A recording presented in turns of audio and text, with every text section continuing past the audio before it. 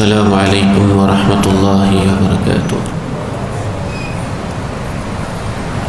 الحمد لله نحمده ونستعينه ونستغفره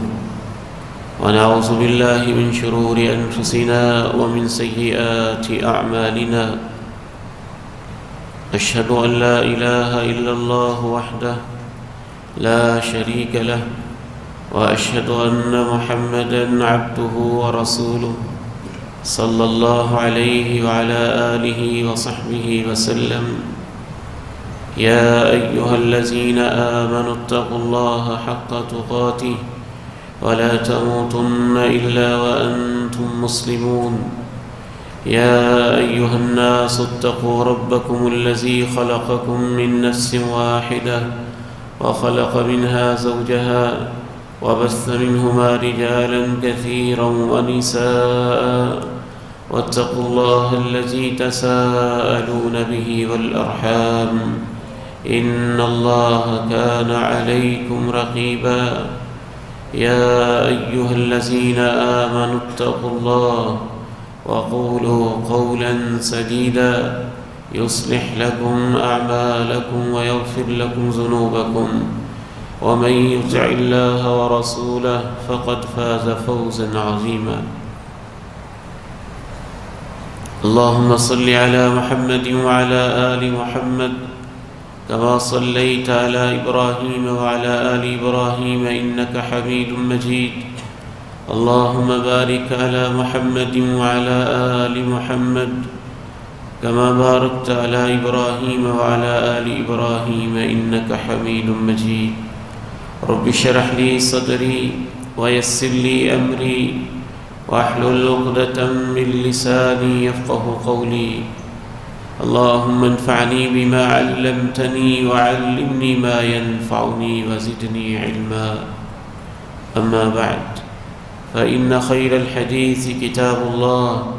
وخير الهدي هدي محمد صلى الله عليه وسلم، وشر الأمور محدثاتها، وكل محدثة بدعة، وكل بدعة ضلالة، وكل ضلالة في النار. أعوذ بالله السميع العليم من الشيطان الرجيم من همزه ونفخه ونفثه. بسم الله الرحمن الرحيم. يرفع الله الذين آمنوا منكم والذين أوتوا العلم درجات. وقال عز من قائل سبحانه وتعالى: شهد الله أنه لا إله إلا هو والملائكة وأولو العلم قائما بالقسط لا إله إلا هو العزيز الحكيم.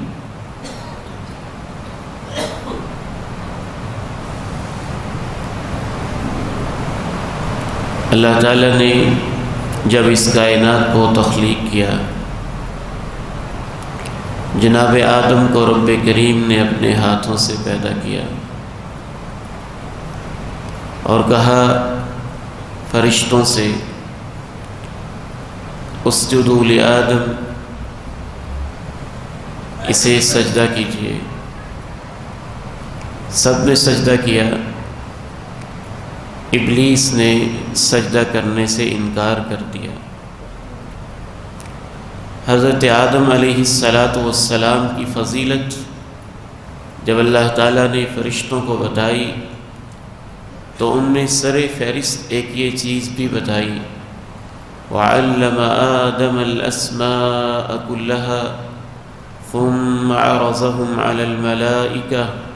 فَقَالَ أَنبِئُونِي بِأَسْمَاءِ هَؤُلَاءِ إِن كُنتُمْ صَادِقِينَ۔ اللہ تعالیٰ نے جناب آدم علیہ السلام کو تمام اسماء کا علم سکھا دیا۔ گویا علم کی جو شان ہے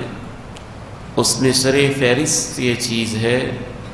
کہ اللہ نے جناب آدم علیہ السلام کو علم کے ذریعے سے اور علم کی تعلیم کے ذریعے سے اور اسماء کے علم کے ذریعے سے فرشتوں پر فوقیت اور برتری نصیب فرمائی۔ دوسری بات اس حوالے سے یہ بھی ذہن میں رکھیے، علم ایک ایسی چیز ہے، خصوصاً دین کا علم،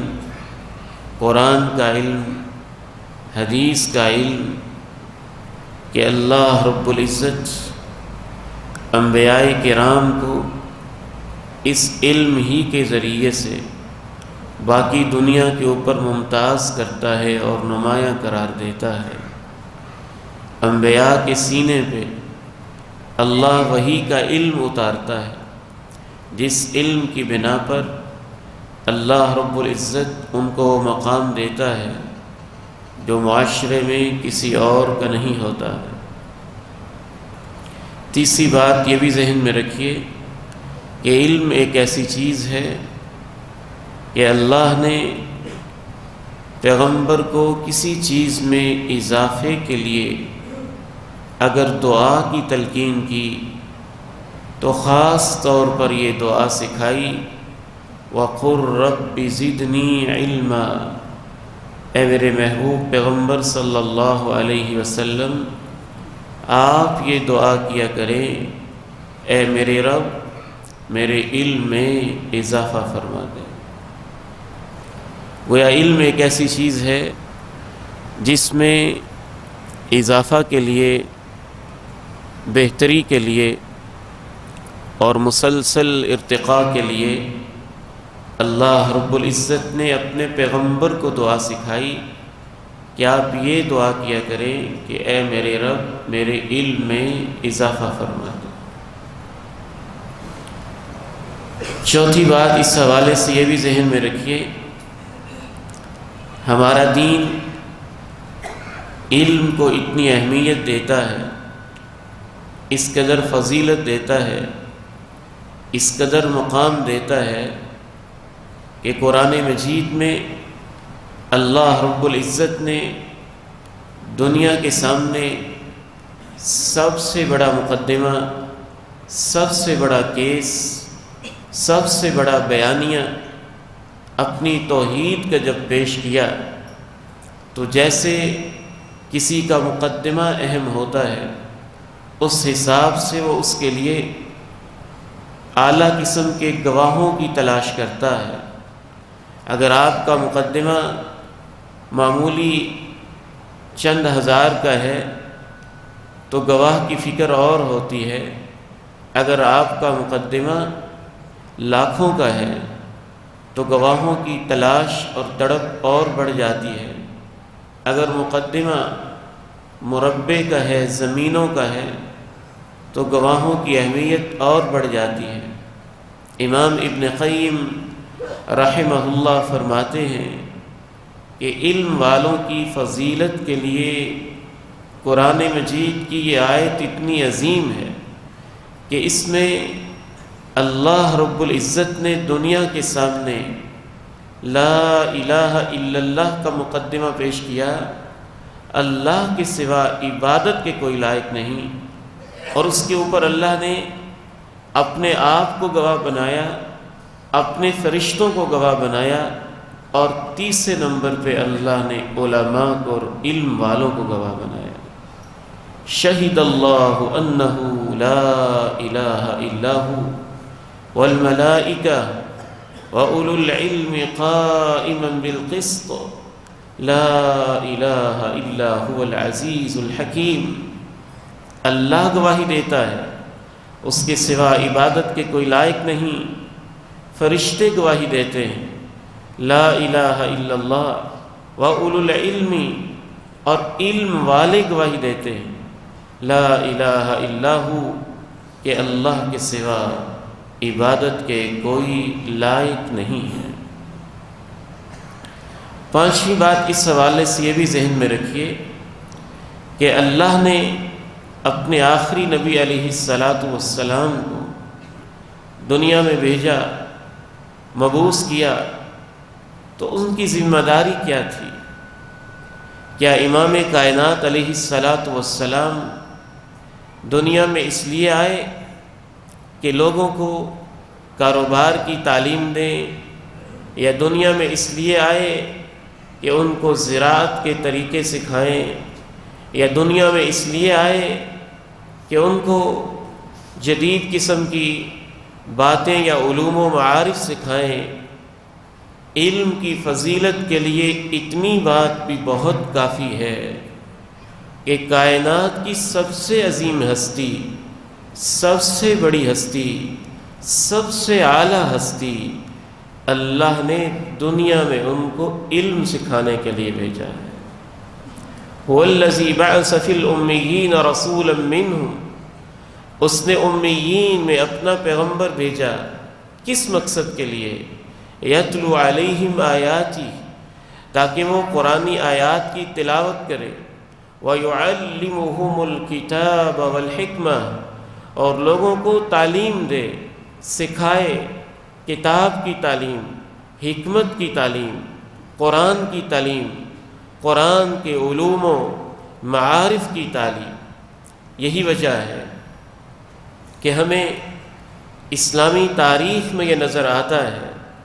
کہ ہماری پوری اسلامی تاریخ میں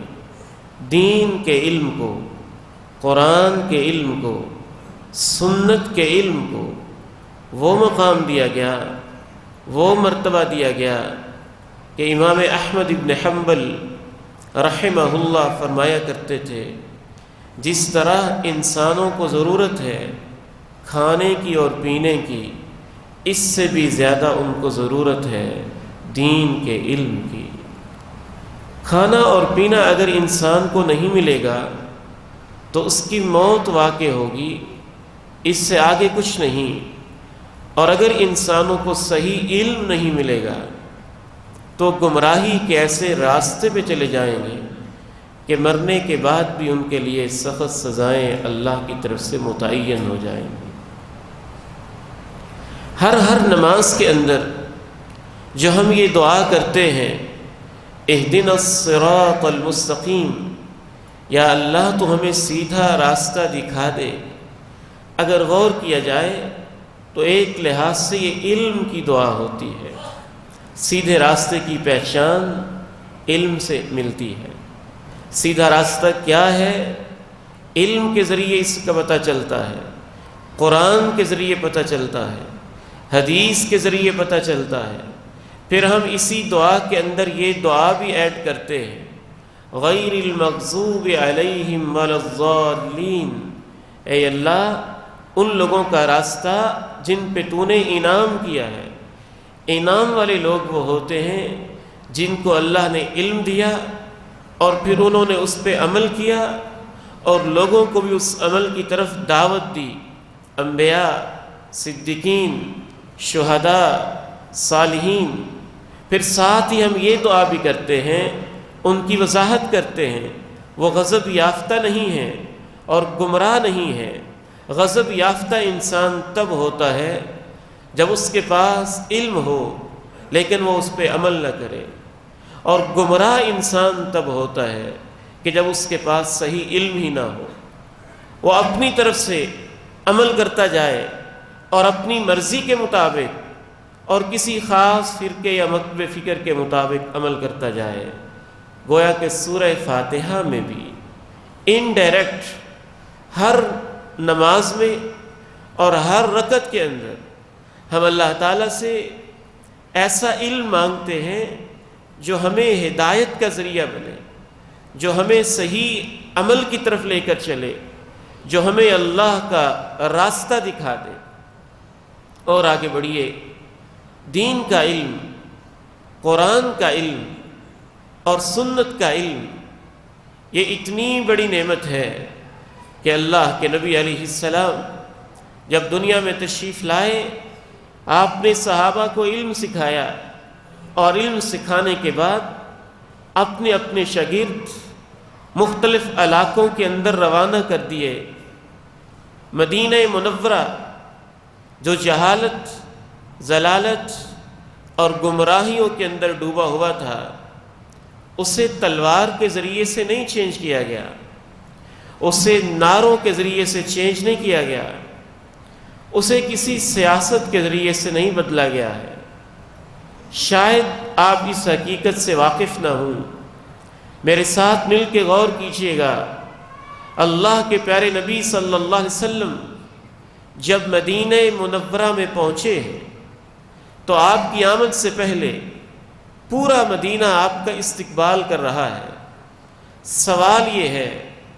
کہ مدینے والوں کو استقبال کے لیے تیار کس نے کیا ہے؟ سوال یہ ہے کہ آپ تو مدینہ میں آئے نہیں،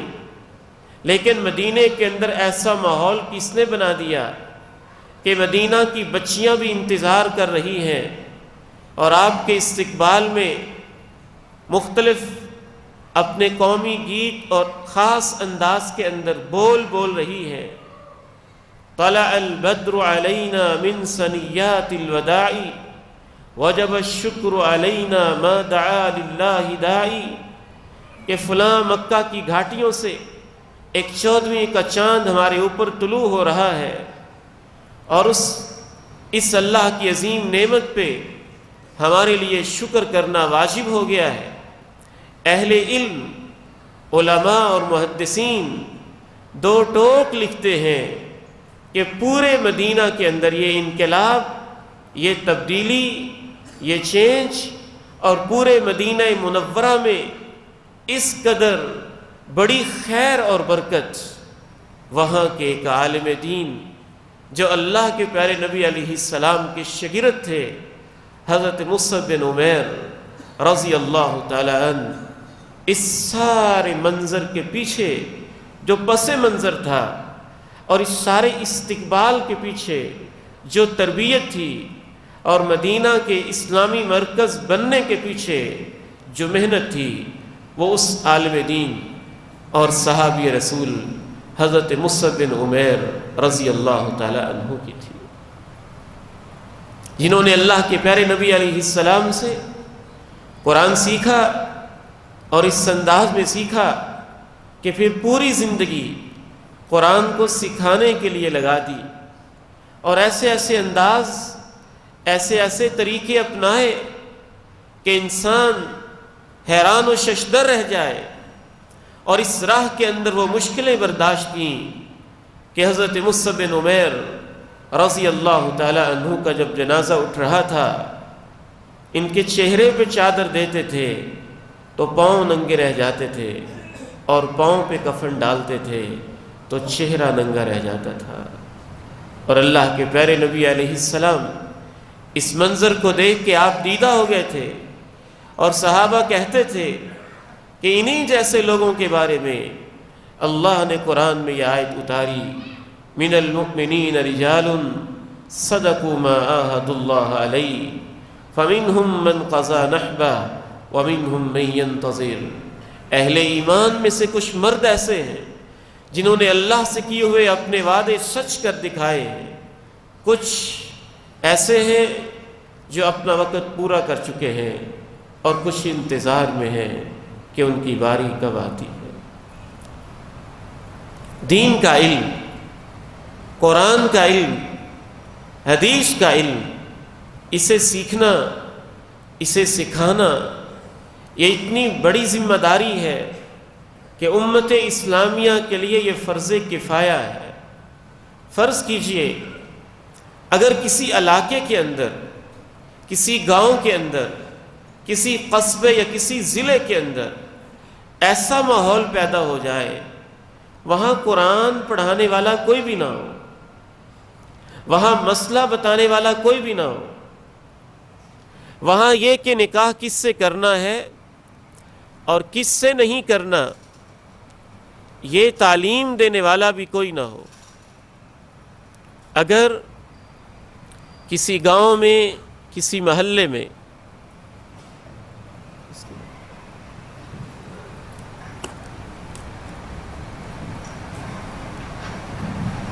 اگر کسی گاؤں اور محلے کے اندر ایسا ماحول بن جاتا ہے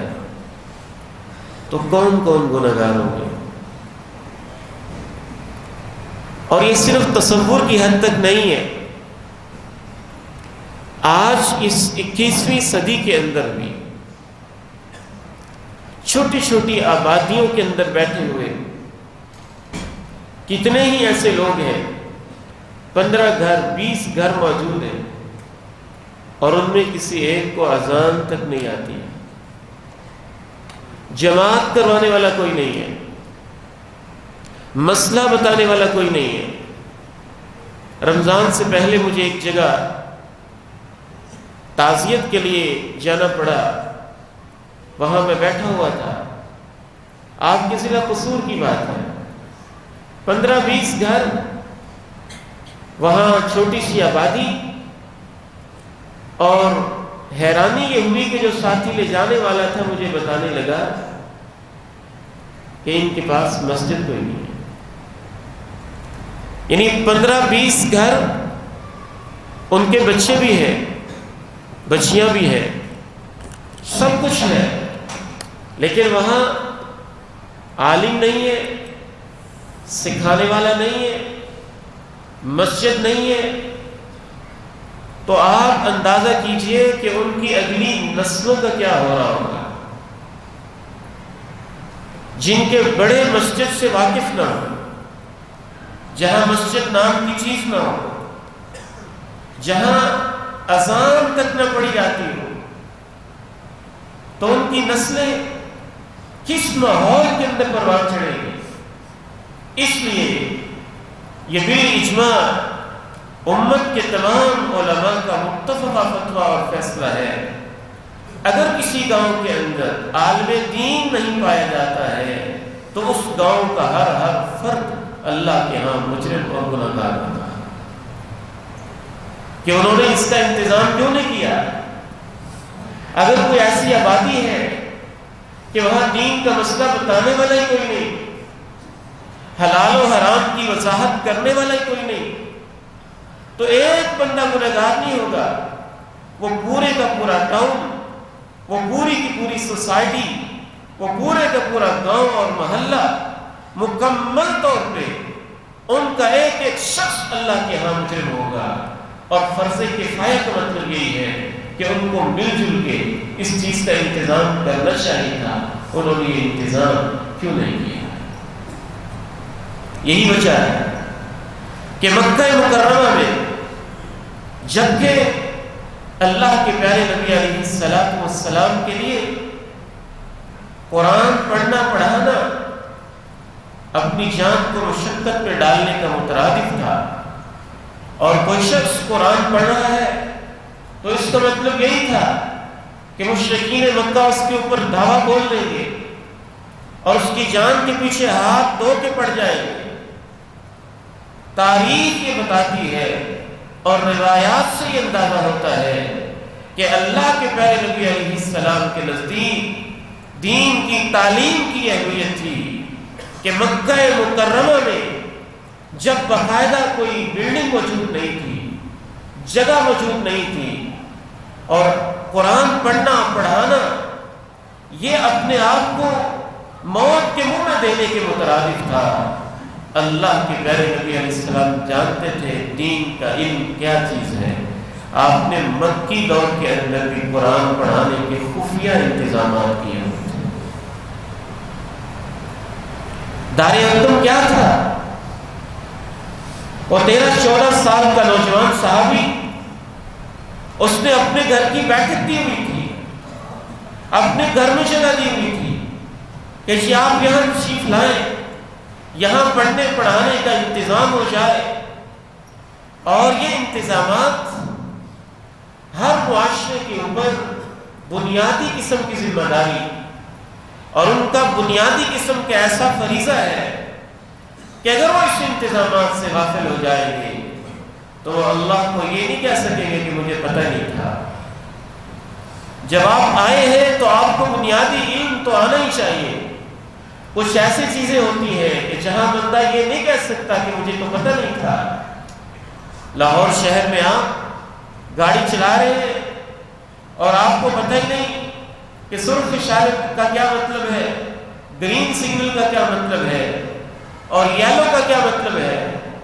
تو آپ کو کوئی اس وجہ سے نہیں چھوڑے گا کہ آپ کہیں کہ مجھے پتہ نہیں تھا۔ آپ ڈرائیونگ سیٹ پہ بیٹھے ہیں تو اتنا تو آپ کو پتہ ہونا چاہیے تھا۔ آپ کو نہیں پتہ ہے تو آپ پھر بھی مجرم ہیں۔ اس لیے اللہ کے پیارے نبی صلی اللہ علیہ وسلم نے جو دین کا بنیادی علم ہے اسے سیکھنا تو ہر مسلمان کے اوپر فرض قرار دیا، اور ایسے اس کے انتظامات کیے کہ مکہ مکرمہ میں حرم مکی موجود تھا، وہاں تعلیم کا انتظام نہیں ہو سکتا تھا، تو آپ نے لوگوں کے گھروں کے اندر انتظامات کیے، اور اس کے بعد جب آپ مدینہ منورہ تشریف لے گئے، میرا ایمان یہ کہتا ہے، میرا یقین یہ کہتا ہے، اللہ کے پیارے نبی علیہ السلام نے اپنا گھر بعد میں بنایا تھا۔ یہ لٹا پھوٹا قافلہ جب مسجد نبوی مدینہ منورہ میں پہنچا، قباء میں چند دن قیام کیا، وہاں بھی آپ نے پہلے مسجد کی بنیاد رکھی، اور جب مدینہ منورہ پہنچے تو ایسی کیفیت میں پہنچے کہ کسی کا بچہ پیچھے رہ گیا ہے، کسی کی بیوی کو روک لیا گیا ہے، کسی کا مال لوٹ لیا گیا ہے، کسی کے ساتھ کیا حشر ہو چکا ہے، کسی کے ساتھ کیا حشر ہو چکا ہے۔ آپ نے مدینہ منورہ میں سب سے پہلے مسجد نبوی کی بنیاد رکھی، اور مسجد نبوی میں دین کی تعلیم کا آپ نے انتظام کیا۔ شیخ الاسلام امام تیمیہ رحمہ اللہ لکھتے ہیں 40 کے قریب یا بعض روایات میں 70 کے قریب وہ صحابہ کرام تھے جو ہر وقت مسجد نبوی میں رہتے تھے۔ ان طلبہ کے نام بھی تاریخ کے اندر محفوظ ہیں، وہاں پڑھنے والے کون کون تھے،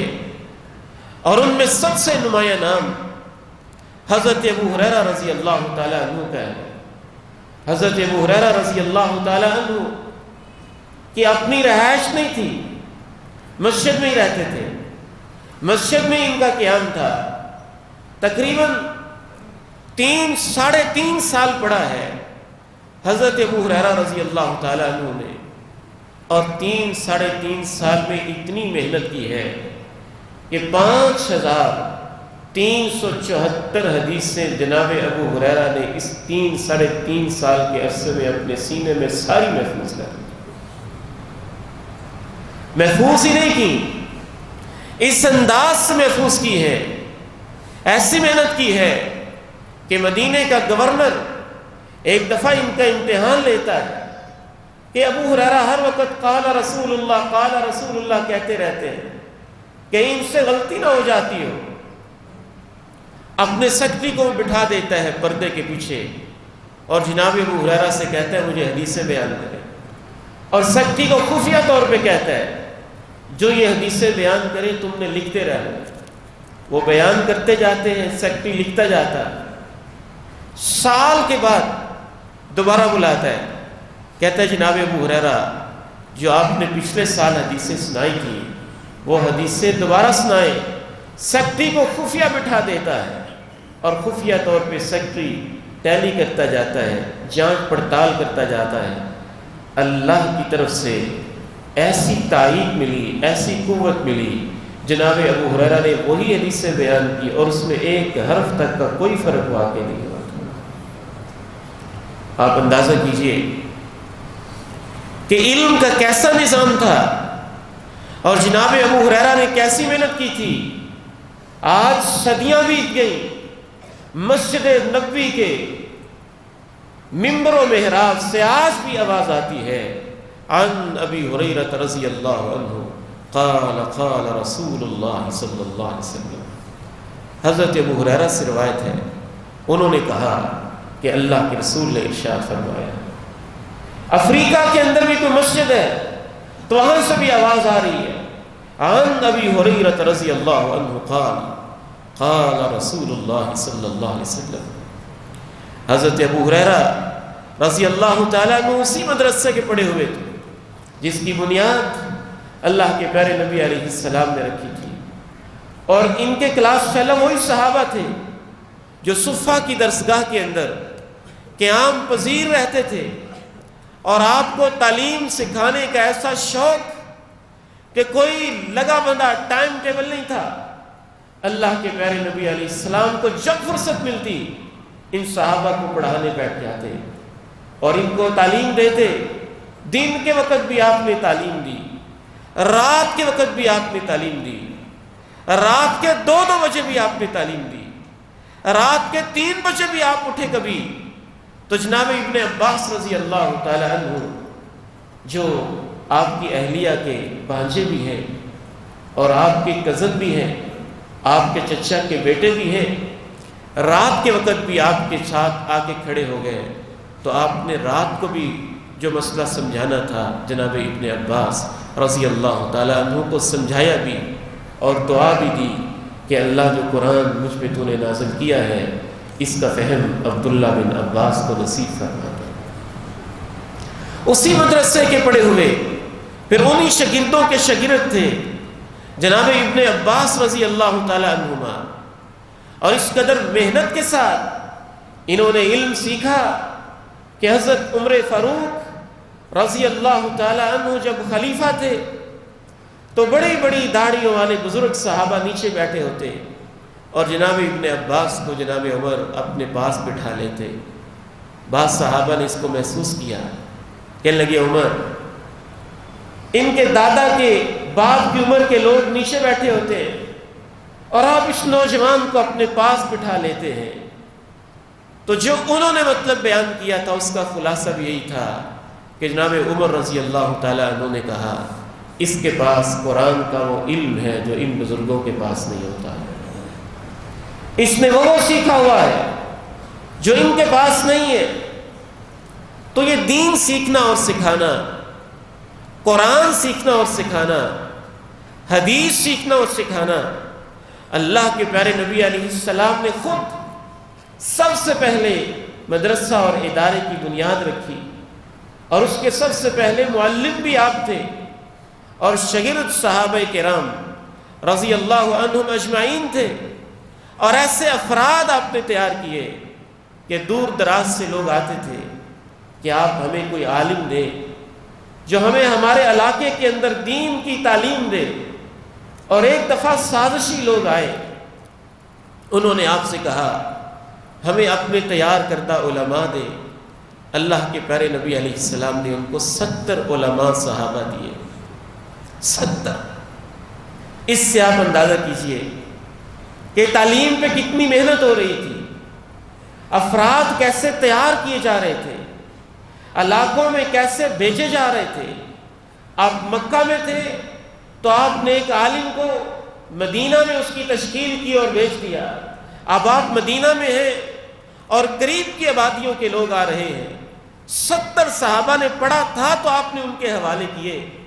ان کا کوئی نظام تھا تو آپ نے ان کو تیار کر کے پیش کر دیا. وہ ظالم لوگ 70 کے 70 صحابہ کرام کو راستے میں انہوں نے ایک سازش کے تحت شہید کر دیا. اللہ کے پیارے نبی علیہ السلام کو اتنا دکھ ہوا ان علماء صحابہ کی شہادت کا کہ آپ 1 مہینہ تک 5 نمازوں میں رکوع کے بعد ان ظالموں کو بد دعا دیتے تھے, قنوت نازلہ کرتے تھے. یا اللہ جنہوں نے میرے شاگرد علماء قرآن کے قراء کو شہید کیا ہے تو ان پہ اپنی لعنت برسا, ان کو پکڑ. آپ علیہ الصلاۃ والسلام کی یہ بد دعا 1 مہینہ تک نماز کے اندر آخری رکعت میں رکوع کے بعد جاری رہی, اور یہ امت کے اندر بعد میں مستقل سنت بن گئی کہ وہ ظالم جو مسلمانوں کے نوجوانوں کو شہید کریں, ان کی عزتوں پہ حملے کریں, ان کفار کے خلاف بد دعا کرنا بھی اللہ کے پیارے نبی علیہ السلام کی سنت بن گئی. اور آگے بڑھیے, آپ علیہ الصلاۃ والسلام نے جاتے ہوئے پھر اپنے صحابہ کو مدینہ منورہ کے لوگوں کو وصیت کی بالکل ایسے جیسے کسی شخص کو اپنی اولاد کی فکر ہو اور وہ جاتے ہوئے کہہ جائے کہ فلاں میرے دوست میرے بیٹے کا خیال رکھنا, اور فلاں میری بیٹی کا خیال رکھنا. اپنے بھائی سے کہہ جائے, بہن سے کہہ جائے, دوست سے کہہ جائے. اللہ کے پیارے نبی علیہ السلام جب دنیا سے جا رہے تھے تو آپ نے رخصت سے پہلے دنیا کو الوداع کرنے سے پہلے صحابہ کرام کو وصیت کر کے گئے، اے میرے صحابہ، دور دراز کے علاقوں سے لوگ تمہارے پاس قرآن اور حدیث کا علم سیکھنے آئیں گے، جب وہ آئیں تو مدینے میں ان کو مرحبا کہنا۔ اور صحابہ نے اس وصیت کو اتنا یاد رکھا کہ جب لوگ آتے مدینہ میں تو صحابہ کہتے مرحبا بوصیت رسول اللہ صلی اللہ علیہ وسلم، تمہارا آنا مبارک ہو، تمہارے بارے میں اللہ کے پیارے نبی ہمیں وصیت کر کے گئے تھے۔ تربیت ایسی کی تھی صحابہ کی، قرآن پڑھنے پہ لگے ہوئے، سیکھنے پہ لگے ہوئے، سکھانے پہ لگے ہوئے، ایسے ایسے فضائل بتائے تھے اور ایسا ایک ماحول بنا دیا تھا کہ ایک عالم کو اللہ کے پیارے نبی علیہ السلام نے یہاں تک الفاظ کہہ دیے تھے، اگر یہ اللہ کے نبی کے الفاظ نہ ہوتے تو میں اس کو بیان کرنے کی کبھی جرت اور جسارت نہ کرتا۔ جامع ترمذی میں آپ نے فرمایا فضل العالم علی العابد کفضلی علی ادناکم، اے میری امت کے لوگوں، جس کو اللہ نے دین کا صحیح علم دیا ہو اس کی فضیلت عبادت کرنے والے انسان کے اوپر ایسی ہے جیسا کہ اللہ نے مجھ پیغمبر کی فضیلت تم میں سے کسی ادنا صحابی کے اوپر رکھی۔ مرحبا بوصیت رسول اللہ صلی اللہ علیہ وسلم۔ پھر صحابہ کرام کا جب دور آیا تو انہوں نے بھی اللہ کے پیارے نبی علیہ السلام کے دیے ہوئے علم کو آگے پھیلایا، اور آپ نے حجۃ الوداع کے موقع پہ خطاب کرتے ہوئے وعدے بھی لیے، الا فلیبلغ الشاہد الغائب، جو موجود ہیں جنہوں نے مجھ سے سیکھا ہے وہ میری باتوں کو ان تک پہنچا دیں جو اس وقت موجود نہیں ہے۔ اور پھر صحابہ نے اس کا اتنا اہتمام کیا، حضرت جابر رضی اللہ تعالی عنہ نے ایک اونٹ پالا، 1 ماہ کے خرچے کا انتظام کیا، زاد راہ کا انتظام کیا، 1 مہینے کا سفر طے کیا، اور 1 مہینے کا سفر کرنے کے بعد شام میں پہنچے، اور شام کا جو اس وقت گورنر تھا وہ بھی صحابی رسول تھا، اس کا دروازہ کھٹکھٹایا، انہوں نے دروازہ کھولنے سے پہلے پوچھا من بالباب، دروازے پہ کون ہے؟ کہا جابر۔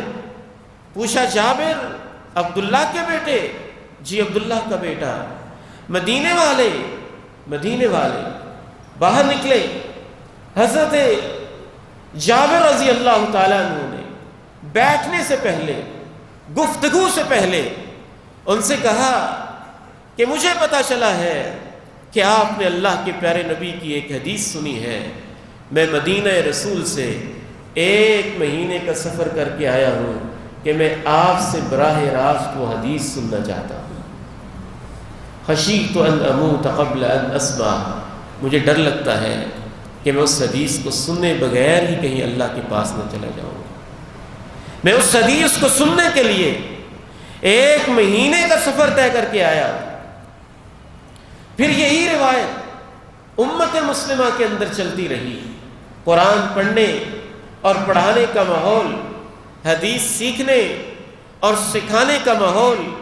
صحابہ نے تابعین کو سکھایا، تابعین نے تبع تابعین کو سکھایا، اور چلتے چلتے وہی سلسلہ بر صغیر تک پہنچا، اور بر صغیر کے علماء نے جس طریقے سے علم کو حاصل کیا، اسے محفوظ کیا، اسے آگے پہنچایا، وہ ایک علیحدہ داستان ہے۔ 1-2 باتیں صرف عرض کر کے میں آپ سے اجازت چاہوں گا۔ اصل معاملہ اس امت کے ساتھ یہ ہوا ہے کہ اس امت کے اوپر جب کفار کا غلبہ ہوا تو اس امت کے تعلیمی نظام کو ایسا توڑ پھوڑ کے رکھ دیا گیا کہ برائے نام ایک اسلامیات لازمی 9ویں میں، 10ویں میں، 11ویں میں، 12ویں میں، BS میں پروگراموں میں رکھ دی گئی، جس میں صرف بنیادی سی چند ایک باتیں، اور اس کو بھی برائے نام رکھ دیا گیا، اس کے ساتھ بھی امتیازی سلوک، نمبر بھی اس کے معمولی، کہیں 40، کہیں 50، کہیں 60، اور امتحان بھی اس کا برائے نام، اور اس کو پڑھنے پڑھانے کا ماحول بھی ویسا نہیں جیسا ہونا چاہیے اور جیسے دین تقاضا کرتا ہے۔ اس صورتحال کو دیکھتے ہوئے علماء نے، بر صغیر کے لوگوں نے دینی اداروں کی ایسی داغ بیل ڈالی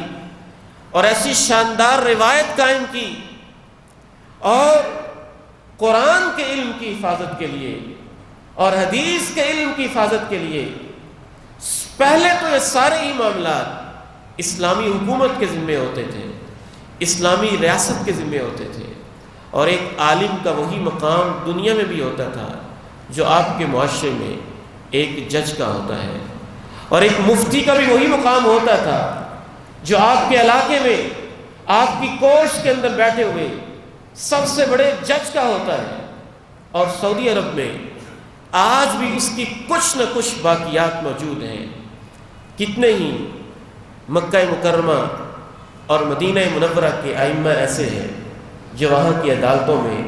ساتھ ہی ساتھ جسٹس بھی ہیں، جج بھی ہیں، اور بڑے بڑے عہدوں کے اوپر فائز بھی ہیں۔ وہی ان کا مقام، وہی ان کا پروٹوکول۔ اللہ جزائے خیر دے بر صغیر کے علماء کو۔ انہوں نے جب یہ دیکھا کہ انگریز مسلمانوں کے علم کو ایک سازش کے تحت مسلمانوں سے چھیننا چاہتا ہے اور ایک نیا تعلیمی نظام، نیا تعلیمی ڈھانچہ کھڑا کرنا چاہتا ہے، صرف یہی نہیں کہ انہوں نے معمولی سازش کی، بلکہ بڑے بڑے اداروں کے نام پہ بڑی بڑی جاگیریں تھیں جہاں سے ان کی آمدن آتی رہتی تھی، تو وہ ساری کی ساری جاگیریں اداروں کے نام سے ختم کر دی گئی اور ان کو ہتھیا لیا گیا۔ اور افسوس اس حد تک ہوتا ہے کہ ہندوؤں کے مندروں کی جو جاگیریں تھیں وہ آج بھی ان کے نام پہ بہت ساری باقی ہیں اور ان کی آمدن بھی ان کو ملتی ہے، لیکن علماء دین اور دین اسلام کے خلاف ایک گہری سازش کر کے ایسی تقسیم کر دی گئی کہ ان علماء کو معاشرے کے اندر اس صف میں کھڑا کر دیا گیا جس صف میں اس نے اس معاشرے کے ایک انتہائی مزدور طبقے کو کھڑا کیا تھا۔ اللہ تعالیٰ سلامت رکھے ان بزرگوں کو جنہوں نے قرآن و سنت کے علم کی حفاظت کے لیے پھر اپنی پرواہ نہ کرتے ہوئے ان اداروں کی بنیادیں رکھیں، اور یہ آج تک جاری و ساری ہے۔ اور میں پوری بصیرت کے ساتھ کہتا ہوں، آپ کی کالجز، یونیورسٹیز کے اندر اگر ایک شخص مسلسل پڑھتا رہے اور وہ پنجاب یونیورسٹی سے پی ایچ ڈی بھی کر جائے تو پی ایچ ڈی وہ کر چکا ہوگا، لیکن اس پورے 16 سال کے تعلیمی نظام میں قرآن کا مکمل ترجمہ پڑھانے کا کوئی انتظام نہیں ہے۔ وہ پی ایچ ڈی کی ڈگری لے لے گا، اس کو ناظرہ نہیں آتا ہوگا، وہ پی ایچ ڈی کی ڈگری لے لے گا اور اس کو قرآن کا ترجمہ نہیں آتا ہوگا، وہ پی ایچ ڈی کی ڈگری لے لے گا اور اسے عبارت حدیث کی پڑھنی نہیں آتی ہوگی، ڈائریکٹ عربی زبان میں پڑھ نہیں سکے گا۔ تو اس خلا کو یہ مدارس اور دین کے یہ ادارے پر کر رہے ہیں، ان کو اپنی دعاؤں میں یاد رکھا کریں کہ اللہ ان اداروں کو قیامت تک کے لیے آباد رکھے۔ یہ ہماری بنیادی ضرورت ہے، اور آج خصوصاً میں یہ توجہ دلانا چاہتا ہوں کہ ان اداروں میں اپنے بچوں کو داخل کروائیں، دین کی تعلیم کے لیے، قرآن کے علم کے لیے اور حدیث کے علم کے لیے۔ اور اب تو یہ ادارے بھی ماشاءاللہ اپنے آپ کو حالات کے ساتھ بہت زیادہ ہم آہنگ کرنے کی کوشش میں ہیں کہ چلے کسی کو یہ اعتراض نہ ہو کہ ہمارا بچہ اسکول کی تعلیم میں پیچھے رہ گیا ہے۔ اکثر دینی اداروں میں قرآن کا علم، حدیث کا علم اور اس کے ساتھ ساتھ اسکول کی ایجوکیشن کا بھی آرٹس کے فیلڈ میں بہت اچھا انتظام موجود ہے، اور خصوصاً آپ کے اس ادارے میں تو اللہ کی طرف سے ایسا جامع انتظام موجود ہے کہ اللہ کے خاص فضل سے 2006 سے یہ ذمہ داری تقریباً مستقل میرے پاس ہے، اور آج 2023 ہم گزار رہے 17 سالوں کے اندر ہمارے پورے 17 سالوں میں کبھی کوئی بچہ اسکول کے امتحان میں فیل نہیں ہوا، 100% رزلٹ آئے گا۔ صرف 2-3 ماہ پڑھتے ہیں، لیکن باقی سارا سال قرآن پہ ایسی محنت ہوتی ہے، احادیث کے ترجمے پہ ایسی محنت ہوتی ہے، عربی گرامر پہ ایسی محنت ہوتی ہے کہ الحمدللہ وہ اسکول سائٹ پر بھی دوسروں سے پیچھے نہیں رہتے، ان کے برابر یا ان کے آگے کھڑے ہوتے ہیں۔ اور اللہ کا خاص فضل اور اس کا خاص انعام ہے، طلبہ کے ادارے میں بھی اور طالبات کے ادارے میں بھی۔ ایک طالبہ عید کے بعد انہوں نے وہاں لاہور اپنے گھر بلایا اور کہنے لگی کہ میں نے آپ کے ادارے میں 2 سال پڑھا تھا، یہ طالبات کا جو ادارہ ہے۔ اس بیٹی نے اظہار تشکر کے طور پہ کہا اس 2 سال کے اندر میں نے اتنا سیکھ لیا کہ آج میں ایم اے اسلامیات کر چکی ہوں، لیکن ایم اے تک مجھے وہ کچھ نہیں ملا جو مجھے ان 2 سالوں میں قرآن کا اور دین کے علم کی بصیرت ملی۔ الحمدللہ اس بچی نے بی اے میں بھی ٹاپ کیا اور اب کالج کے اندر اللہ تعالیٰ نے اس کو جاب بھی دی، اسلامیات کی لیکچرر بھی لگی۔ اور کتنے ہی طلبہ یہاں سے پڑھ کے مساجد میں بھی جا رہے ہیں، یونیورسٹیز کے اندر بھی جا رہے ہیں، کالجز میں بھی جا رہے ہیں، اسکولز میں بھی جا رہے ہیں، جہاں جہاں بھی جس کا شوق ہوتا ہے، جیسے اس کا رجحان ہوتا ہے۔ تو دینی مدارس کو ایک اہمیت دیں اور اپنے ہر گھر سے ایک ایک بچہ یہ ٹھان لے کہ جیسے یہ فرض کفایہ ہے کہ ہم نے اس کو دین کی طرف لگانا ہے، قرآن کی طرف لگانا ہے، علم کی طرف لگانا ہے۔ انشاءاللہ یہ آپ کے بچے آپ کے لیے قیامت کے دن ذریعہ نجات اور آخرت کا ذخیرہ بنیں گے، اور دنیا میں بھی اللہ ان کی حفاظت فرمائے گا۔ وآخر دعوانا الحمد للہ۔